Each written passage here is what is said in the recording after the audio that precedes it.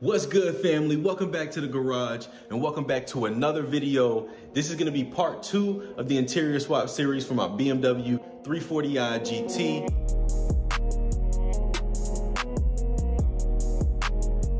I'm doing a full interior swap with Dakota red leather. In the last video, I cleaned and conditioned all of the leather. Here's the front seat and the passenger seat. The back seats are ready to go. And I also got all 4 of the door cards ready. I switched out the inner pull handles with ABS soft plastic, so not that OEM rubber stuff that can deteriorate over time. If you've been watching since the beginning, when I first got the car, this silver interior trim was bubbled up, all 4 door panels.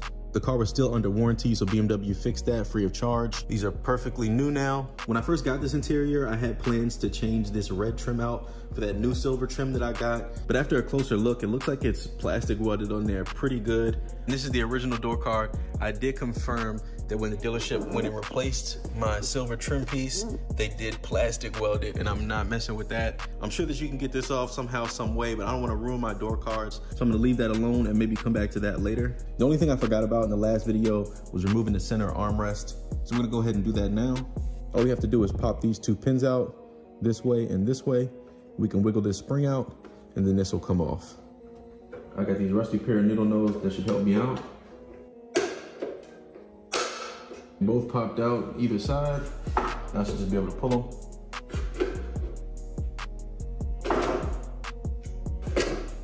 Remember, those ridges go on the outside. Now taking out these pins will release this clip. First things first, I'm gonna go ahead and disconnect the battery. I got my trunk mat out of the way. So we're gonna pop this floor panel up first. Then it looks like this panel here is held in by some plastic rivets. There's missing one right here.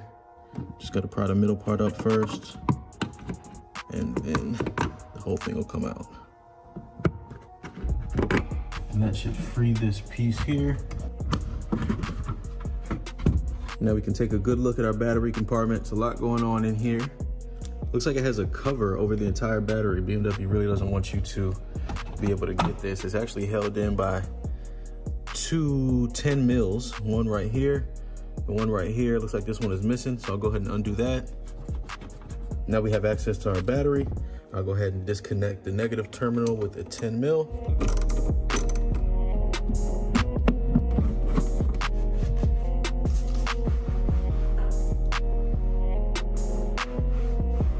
So first we gotta remove this piece here. It's just held in by some clips. Forgive the angle, my gimbal is acting funky on me, but this trim piece here that holds the rear AC vents is just held in by some clips on the side. So I'm gonna try to do this with my fingers without a trim tool and just pull it out. Looks like we have 2 connections here. We just need to pull on to disconnect. That first one just came out by pulling on it, and same goes for this one. And again, we see 2 pins we need to pop out and this clip, and then this will come off. So I forgot I have to actually move these seats up because it's blocking these pins. Let me go ahead and reconnect the battery and move these seats up. All right, now I can pull the pins out.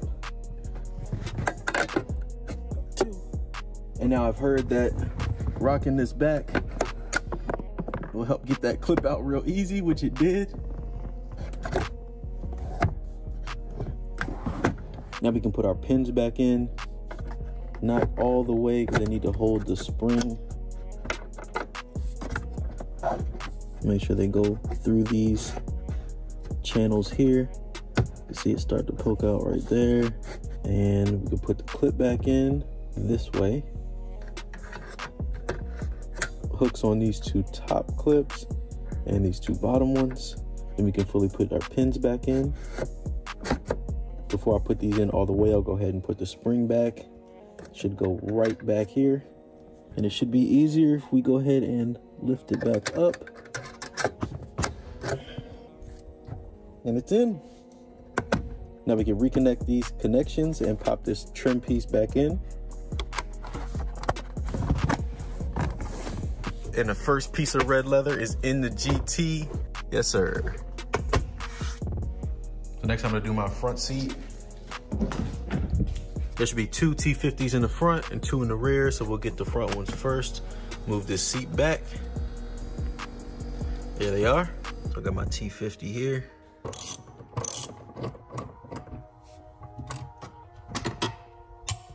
Then I'll move the seat up to expose the rear ones.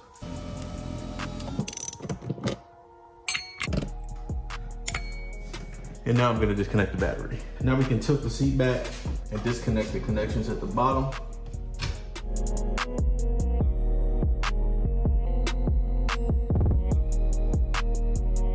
We got our seat fully out of here. At this point, the only thing holding the seat in the car is the seat belt. So we'll go ahead and disconnect that. Just gotta pop this little trim piece out. And then we got another T50 right here. So we got our old driver's seat out and our new one right here. Technically, I can go ahead and swap this new one into the car. But if you guys remember from last video, I did notice this bunched up seatbelt receptacle. So we're gonna go ahead and swap that one for this one. And also notice that this seat back is coming off a little bit. The 2 push pins under here are missing. Plus this one's a little scuffed up. So I'm gonna go ahead and switch that one out as well. So this is just held in by this one more T50, and then we have to disconnect the connection for it. You can see it's still connected down here. So we're under the seat here. This yellow connection piece is held onto this metal bracket here. It's really easy to get out. Just have to depress this little clip here this way, and then this one this way, and this will slide right off.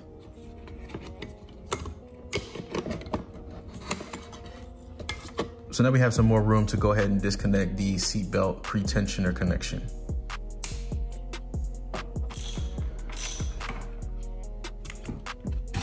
Cut this zip tie here.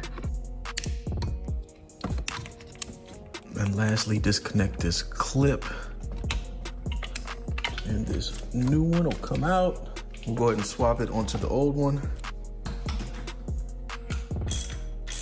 We connect our white connection. Tie this back down with the zip tie. These 3 behind this clip right there. Just like it was from factory. Now we can reattach our connectors back to the bracket. Now the last thing we'll do before I put this in the car is switch the seat backs. So they're only held in by these plastic rivets, real easy, and some clips on the outside that we'll see once we take it off. Since these rivets are already missing, this is just gonna slide off. And these are those clips I was telling you about. 2 up top, 2 on the sides, and they clip in up there and under these side rails. And you guys know how these work. Just pull up the inside, and then these guys will pop out. And now, just like the old one, this should just slide down and out. The one that was in my car originally and the one that came with the interior, this one's better, so we're gonna use this one.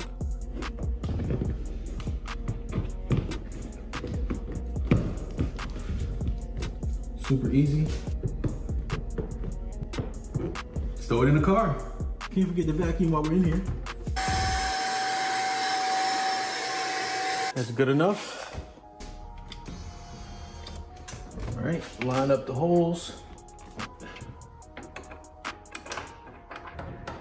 Now I slid the seat up to get to the rears. Tightened up all the T50s at the bottom. Now we'll slide the seat up to connect the seat belt. And we'll take our dangling seat belt and screw that back in. This T50 doesn't come out. Make sure this side one goes in first. Pop the headrest back on. We're done with the first seat. Yo, this is sick, B. I'm gonna go ahead and do the other side off camera, and we'll be back in a second. All right, family, we got both front seats in. Just gotta do the door cards and the back seat, and we should be done. All right, so in order to get the door cards off, we just need to remove this trim piece here. It's gonna expose 2 T20s, one up top, one on the bottom. Then there's a series of clips, I think it's 12 all around, and the door card will just pop off. You always wanna be careful with that bottom one. Looks like everything's intact. 1, 2, 3, 4, and 5 clips on the door handle. And then we got a T20 up here and a T20 down here.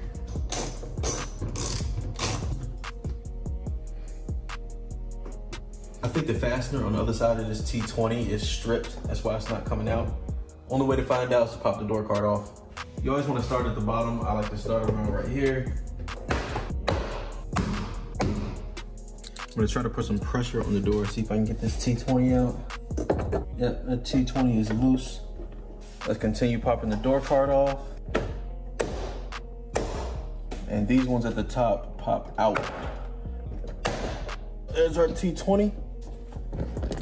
All right, now we got the door panel off. We can undo our connections. First one's the ambient lighting. Just pull down on that. Next one we'll do the door lock. Pull down, rock it out.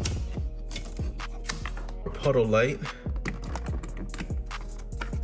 And lastly, we have the window switch. And I should just be able to pop that out. Yep. Then we can disconnect this by just pulling on it.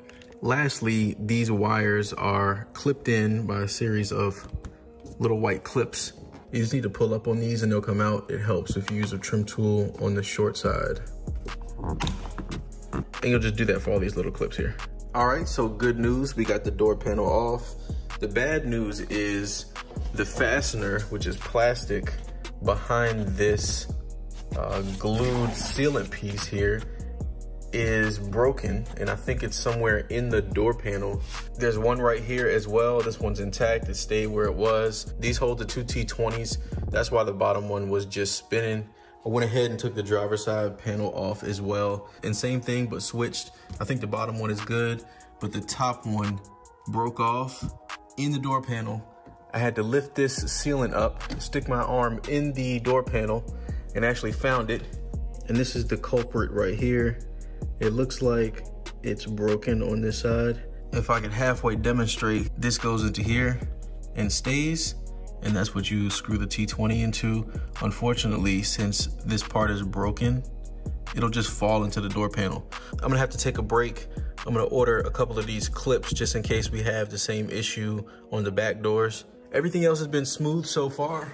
Got the driver's seat in, passenger seat in, armrest, everything functional so far. This is just the kind of stuff you deal with when you're modding cars. It's funny how something so small can stop you in your tracks. No worries though, between online and the dealership, I'll be able to get a couple more of these. We'll put the door cards on, we'll put the back seat in, and we'll be complete with the interior swap for the F34. All right, so it's the next day. I went and picked up some clips from BMW. This little guy right here, part number is right there.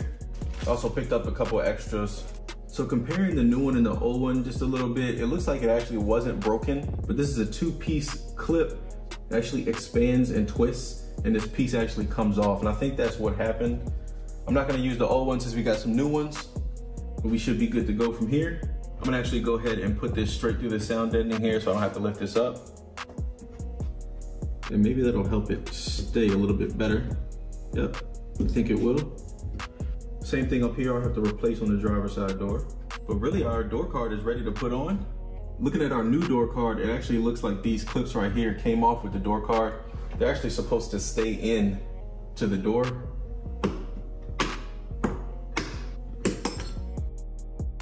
First I'll plug in my ambient lighting.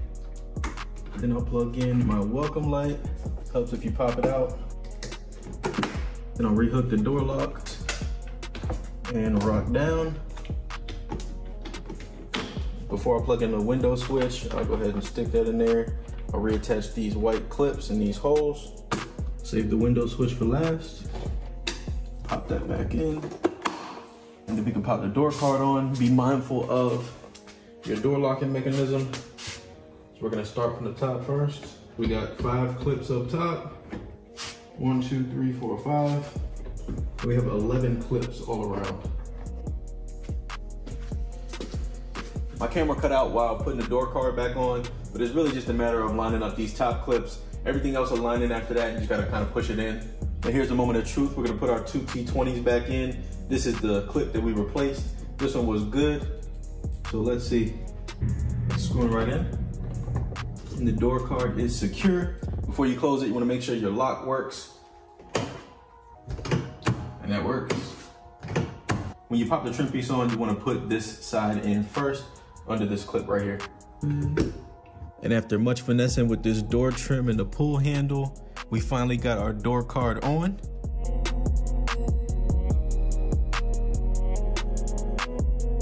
One down, 3 to go. On the driver's side door panel, we're gonna replace that clip again, just at the top of the pull handle instead of the bottom.